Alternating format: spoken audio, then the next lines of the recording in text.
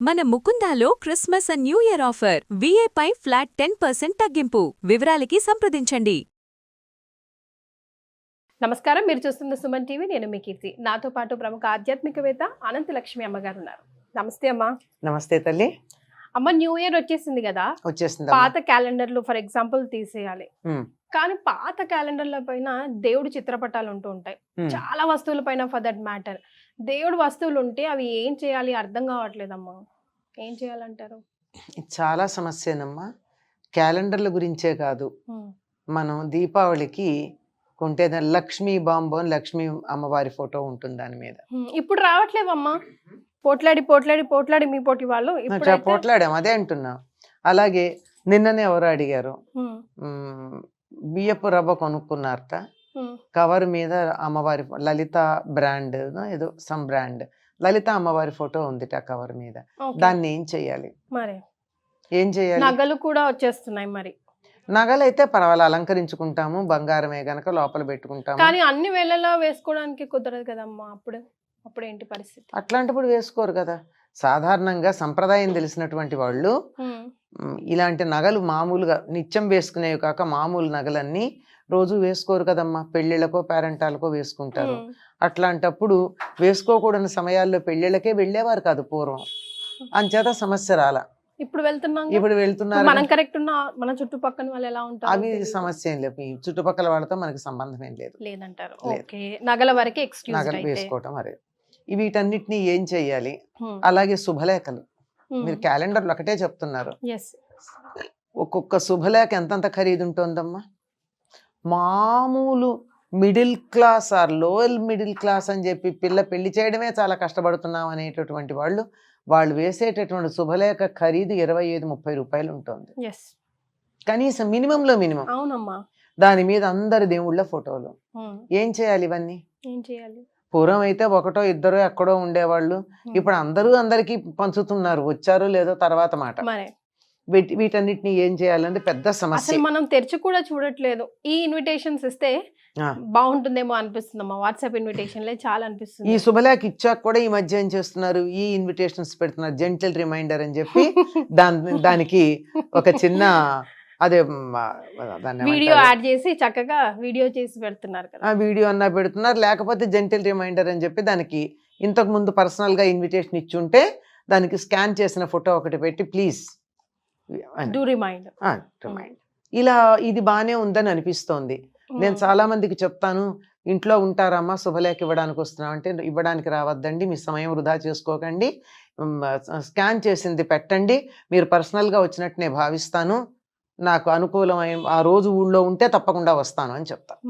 నిజంగానే పెడతా కూడా, అదేం పట్టింపు లేదు, ఫోన్ చేసి చెప్తే చాలు. ఇప్పుడు ఇవన్నీ కాకుండా ఇవన్నీ పెడితే ఏం చేస్తారు?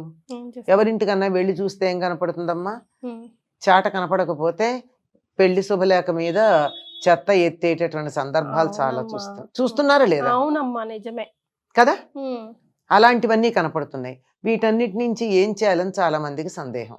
పూర్వకాలం అయితే ఎలా ఉండేది అంటే, పూర్వకాలం అంటే కొద్ది కాలం మా చిన్నతనంలో ఒక క్యాలెండర్ దేవుడిది ఉంది అంటే వెతుక్కుని తెచ్చుకునేవాళ్ళు.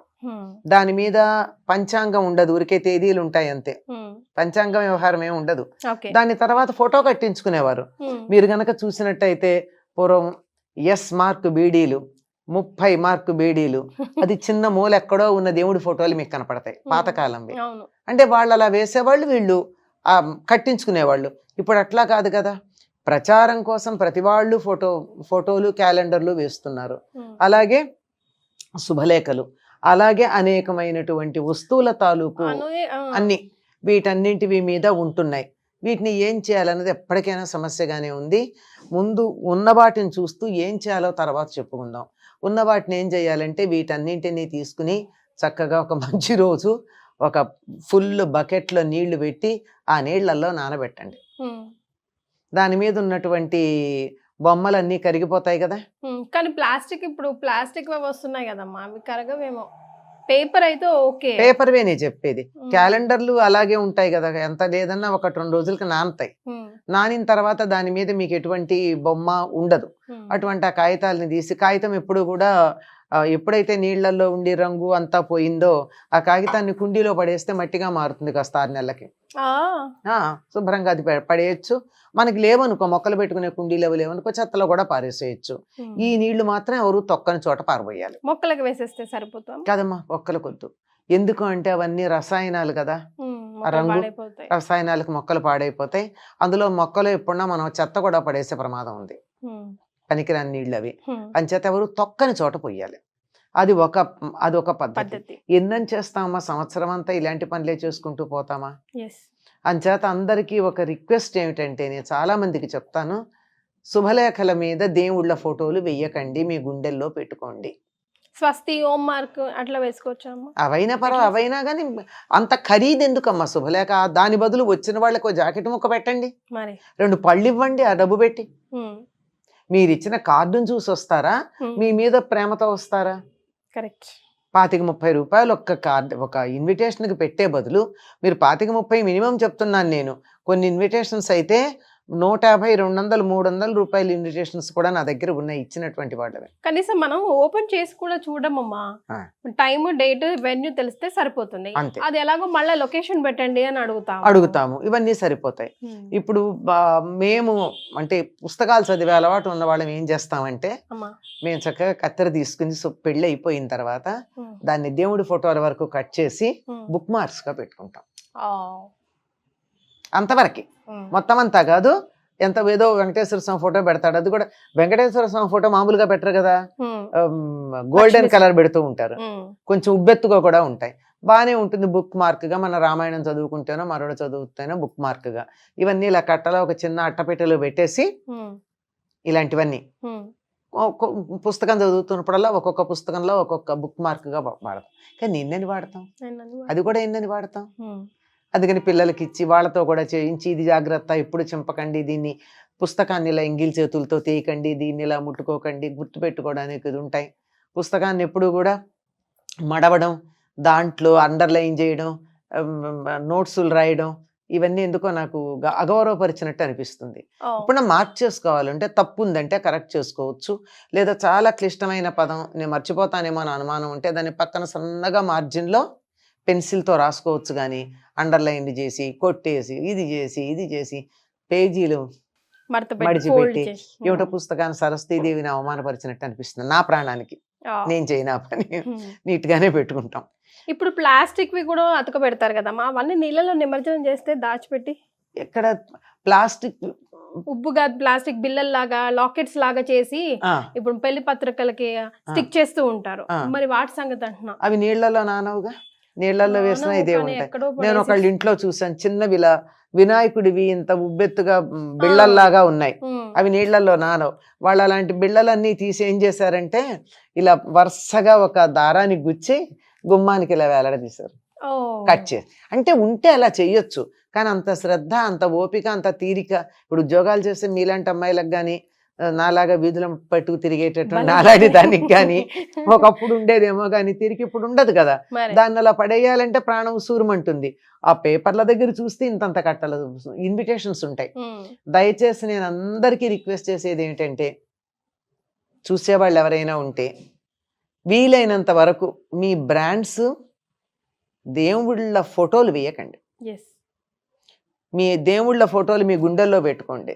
కావాలంటే ఇంత విడిగా ఇవ్వండి, ఇష్టమైన వాళ్ళు తీసుకుంటారు, లేని వాళ్ళు లేదు. మీరు ఎవరినన్నా చూసారమ్మా జీసస్ ఫోటో వేసినటువంటి ఒక బ్రాండ్ వస్తువు ఎవరైనా క్రిస్టియన్స్ వేయగా చూసారా? వాళ్ళ నుంచి అవి ఎందుకు నేర్చుకోమనం? అలాగే అల్లాహ్కి సంబంధించింది ఏదన్నా రాసింది ముస్లిమ్స్ వేయగా మీరు చూసారా? బుద్ధుడి బొమ్మతో బుద్ధిస్టులు వేసింది ఏదన్నా కనపడుతోందా? లేదే. ఎక్కడన్నా మీకు జీసస్ వైన్స్ అన్న పేరు కనపడుతుందా? మనకి గణేష్ వైన్స్ కనపడుతుంది కావాలంటే, వెంకటేశ్వర వైన్స్ కనపడతాయి కదా. కనీసం పీటర్ మటన్ షాప్ అన్నది కనపడిందా మీకు? మన కనకదుర్గ మటన్ షాప్ కనపడుతుంది, గణేష్ వైన్స్ కనపడతాయి. దేవుడిని మనం చాలా ఆత్మీయంగా చూసుకున్న అప్నాపన్ అంటారు, owning him, it's okay. But ఎంత ఓన్ చేసుకున్నా you can't do that blasphemy అంటారు. అలా దేవుడి పట్ల అపచారం చేయకూడదు. దేవుడి పేరు చెప్పి ఏదైతే మనం పనికిరాని అనుకుంటున్నామో తప్పనిసరి సామాజిక తప్పిదాలవన్నీ, అటువంటి వాటికి దేవుడి పేరు ఎందుకు పెట్టుకుంటాం? మీరు ఎక్కడన్నా చూసారా? ఒక్కటి నేను అడుగుతున్నాను. లేదమ్మా, నిజమే. మీరు అంటుంటే ఆలోచిస్తుంటే నిజమే కదా. లేదు, మనం ఎందుకు చేస్తున్నాం? నాట్ ఈవెన్ ఇన్ ఫారెన్స్, ఎక్కడ ఏ దేశాల్లో లేవు, ఏమీ ఉండవు. రకరకాల పేర్లు పెట్టుకుంటారు, అంతేగాని వాళ్ళకి ఇష్టమైనటువంటి దేవుడి పేరుని అలా దుర్వినియోగం చేయరు. మనం అక్కడ చేస్తున్నాం. నీకు నిజంగా దేవుడి మీద ఇష్టం ఉన్నట్టయితే నీ గుండెల్లో పెట్టుకో. లేదా దేవుడి ఫోటో ఒకటి, పెళ్లికి వచ్చిన వాళ్ళందరికీ ఇష్టమైన వాళ్ళు తీసుకుంటారు, అది కూడా అందరికీ కాదమ్మా, ఇష్టమైన వాళ్ళు తీసుకుంటారు. నీకు ఇష్టమైతే తీసుకోండి అని అక్కడ పెట్టండి. 2 తీసుకుంటే 2 తీసుకుంటారు, కొంతమంది అసలు తీసుకోరు. అలాగే ఎక్కడికన్నా వెళ్ళొస్తే తీర్థయాత్రలకు వెళ్ళి రాగానే వస్తూ వస్తూ అక్కడ దేవుళ్ళ ఫోటోలు తీసుకొచ్చి అందరికీ ప్రసాదాలతో పాటు పంచుతారు. ఏం చేస్తారు ఆ ఫోటోలు? నాకు 10 మంది ఫ్రెండ్స్ ఉంటే 10 మంది కాశీకి వెడితే 10 మంది నాకు విశ్వనాథుడి బొమ్మను ప్రసాదం తెచ్చిస్తే ప్రసాదాలు తింటాను, గంగ ఇస్తే పెట్టుకుంటాను, అవసరం ఉంటే వాడతాను. 10 విశ్వనాథుడి ఫోటోలు నేనేం చేసుకుంటాను? ప్రాక్టికల్ గా ఉండాలి కొంచెం, అది ఆలోచించాలి. మనం మతం మీద, దైవం మీద, మతం అనే పదం కూడా చాలా సంకుచితం, అది వాడను నేను సాధారణంగా. దైవం మీద మనకి గౌరవం ఉంటే, భక్తి ఉంటే దాన్ని భక్తిగా ప్రదర్శించండి, బెర్రిగా పిచ్చిగా చేయకండి. ఏమో పెట్టుకున్నారు, ఫలానా లక్ష్మీదేవి పేరు పెట్టుకుంటే కలిసి వస్తుందని పెట్టుకున్నారు, అంతవరకు పెట్టుకోండి, పర్వాలేదు. కానీ అందువల్ల ఆవిడ ఫోటోలు వేసేసి అవన్నీ ఇవి చేసేసి చేయాల్సిన పని లేదు కదా. మీకు ఓపిక ఉంటే చక్కగా ఆ క్యాలెండర్కి అయ్యే ఖర్చుతో మామూలు క్యాలెండర్ వేసి ఒక చక్కని వెండి లక్ష్మీదేవి రూపు లాంటిదో ఆ ఖరీదుకి రానే వస్తుంది, ఇవ్వచ్చుగా. వాళ్ళు దాచుకుంటారు, సంతోషపడతారు, దేవుడి దగ్గర పెట్టుకుంటారు, లేకపోతే బీరువాలో దాచుకుంటారు. అంతేగాని ఏమో నాకెందుకు అలా చేస్తే బాధ అనిపిస్తుంది అమ్మా. 100% అమ్మా. ఆ దైవాన్ని మనం బజార్కి ఇడ్చామా, రోడ్డును పడేసామా, మనకంత అవసరమా, ఎందుకు ఇది అంటే? ఆయనకు అవేం లేవు, ఆయనకు అదేం పర్వాలేదు అసలు. సమస్తాన్ని సమంగా చూసే భగవంతుడికి మనం రోడ్డు మీద పెట్టామా, పక్కన పెట్టామా, మనకుంది కదా, మనకు ఆ రకమైన ఇది ఉంది కదా. చాలా బాధ అనిపిస్తుంది. కానీ ఉన్న వాటిని ఏం చెయ్యాలి అంటే, ఇదిగో నీళ్ళల్లో వేసి కరిగించేసి ఆ నీళ్ళు అక్కడ తొక్కని చోట పోసి ఆ అడుగునున్నటువంటి పల్పు బయట పడేసేయండి. లేదా ఓపిక ఉన్నటువంటి వాళ్ళు బుక్ మార్క్స్ గా కట్ చేసి, అప్పుడు కొద్దిగా ఉండేవి గనక చేసేవాళ్ళం. ఇప్పుడు రోజుకు 100 వస్తూ ఉంటే ఏం చేస్తాం? చేయగలిగినంత చేస్తాం, లేనటువంటి వాటిని అక్కడ పెట్టుకుంటాం. విన్నారు కదా అమ్మ చెప్పింది, కాస్త ఆలోచించండి. మీరు విన్నది, నేర్చుకుంది అమ్మ ద్వారా, ఈ వీడియో ద్వారా 10 మందికి షేర్ చేయండి. చాలా సంతోషం అమ్మ, ధన్యవాదాలు.